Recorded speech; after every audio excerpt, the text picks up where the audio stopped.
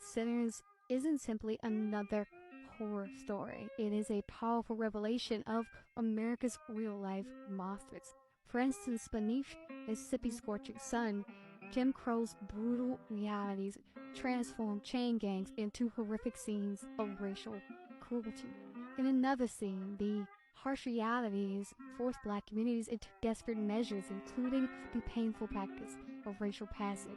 And at the same time, Mississippi's local Chinese community quietly faced their own struggles with inclusion, marginalization, and the complex relationship with their black neighbors. So join us today for part 2 of our breakdown of the black experience from the movie Sinners. And if you like stories like this, you can find more stories like this at onemichistory.com. If you like audio-only episodes, you can find our podcast wherever you get your podcasts. But without further ado, let's get started. The horror film Sinners is not just a typical scary movie, it is a story deeply rooted in the black experience. In my first breakdown, I didn't get to fully explore all of the ways this film connects specifically to our history and our struggles. So I decided today to create another episode where I dive just a bit deeper.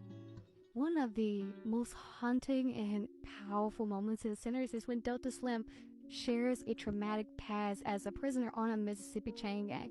This brief and stark admission carries immense weight, and it's not just physical but deeply emotional, revealing unseen scars of Jim Crow's relentless cruelty. Chain gangs were never simply about punishment. They were a calculated exploitation, a twisted reincarnation of slavery itself. Black codes and systemic efforts criminalized African Americans deliberately, funneling them into prisons where their bodies were reclaimed for forced labor. Shackled together and forced into relentless physical toll, prisoners performed the humiliating convict shuffle, and with each exhausting step, a visual representation of oppression. The irons tore their flesh, it created swollen, infected shackle stores, and it left their limbs permanently scarred. Yet, beyond the physical torment, the psychological devastation was equally crippling, with every movement dictated and every ounce of dignity stolen. Yet, these chain gangs were insanely profitable. Chain gangs reduced the cost dramatically for Southern governments, funding roads, bridges, and infrastructure built on black suffering. White politicians boasted proudly of their tough justice, using racial violence to bolster their popularity and elevate themselves politically. Chain gangs reinforced a system of intimidation and racial hierarchy, visually reminding black communities and anyone who challenged the white power structure that oppression was institutionalized, persistent, and merciless.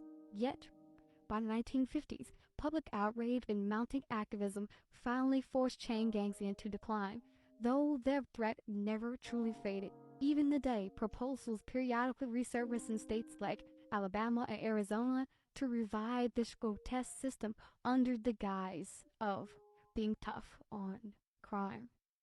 Yet beyond overt violence and oppression like chain gangs, systemic racism often operates subtly, compelling black individuals into a painful personal sacrifice. Sinners highlights this in the movie through the tragic legacy of racial passing. In an era where black life constantly faced the struggles of segregation, economic violence, and literal lynchings, racial passing sometimes seemed as the only viable escape. This is seen vividly through Mary, Stack's complicated love interest, who confides to him that her grandfather was half black, and because of that, she passes through life as white. Her story exposes passing as a survival strategy for those with the correct features. For Mary and her grandfather, entry into whiteness meant safety, but it also came at an unbearable cost. Permanent exile from your family, community, heritage, and your identity. Mary embodies this wound with her attachment to Stack and the juke joint, and showcasing her internal weight of concealment and the aching sorrow for an identity lost. This survival tactic isn't new, though. It reaches all the way back to the very beginning of slavery. Light-skinned enslaved individuals sometimes risk everything to adopt white personas to free bondage and escape perpetual violence. Take Thomas Jefferson and his enslaved concubine Sally Hemings, who had 3 children together, and after they were emancipated, they would vanish into whiteness, exchanging their authentic heritage for the safety of anonymity. As years passed, slavery would transform into the rigid restrictions of Jim Crow. Passing would turn into a survival tool. In the bustling cities of the Great Migration North, the promises of a new identity seemed alluring. Stack even sharply notes this illustration when he states that Chicago ain't nothing but Mississippi with tall buildings. Indeed, these cities purport to be a refuge and a chance at a new identity, and passing in these cities seemed less like permanent exile and more like an exhausting daily masquerade for employment, education, and basic dignity.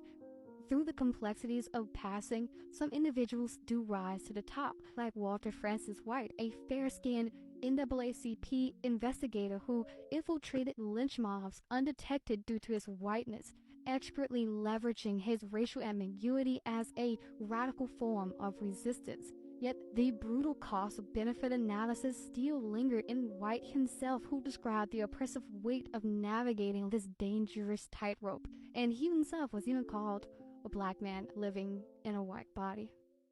But within Sinners, Coogler skillfully portrays not only the black experience like passing and chain gangs, but he also tells a often overlooked story of the Mississippi Chinese community through Bo and Grace, shopkeepers who navigate this complex racial landscape. Initially, the Mississippi Chinese were brought here to the Americas as labor replacement for emancipated black folks. Yet when they got here, these Chinese immigrants found themselves in a racial middle ground, neither fully accepted as white nor integrated into black communities. By the 1870s, they had transitioned from plantation to small grocery stores, establishing a quiet yet significant space of economic and communal interaction, all the while picking up a southern accent. Bo and Grace's grocery symbolizes this delicate position of the Mississippi Chinese, simultaneously a refuge and a reminder of their outsider status. Coogler emphasizes how white supremacy strategically separates marginalized groups, fostering isolation to maintain control. Yet he reveals subtle, meaningful solidarity between communities. Bo and Grace's genuine friendship with Smoke and Stack moves beyond pure business. It highlights an understanding that built through shared hardship. In depicting Bo and Grace, Coogler recovers the largely forgotten experience of Mississippi's Chinese Americans and underscores a broader truth: oppression thrives when marginalized communities remain divided, and it weakens through connection, friendship, and shared struggle. But beyond imprisonment, exclusion, and painful disguises, perhaps Coogler's most chiseling metaphor emerges through the charismatic villain Remick. Remick echoes historic cult-like manipulators like Jim Jones, leaders who preyed upon the genuine aspirations and vulnerabilities of the black community.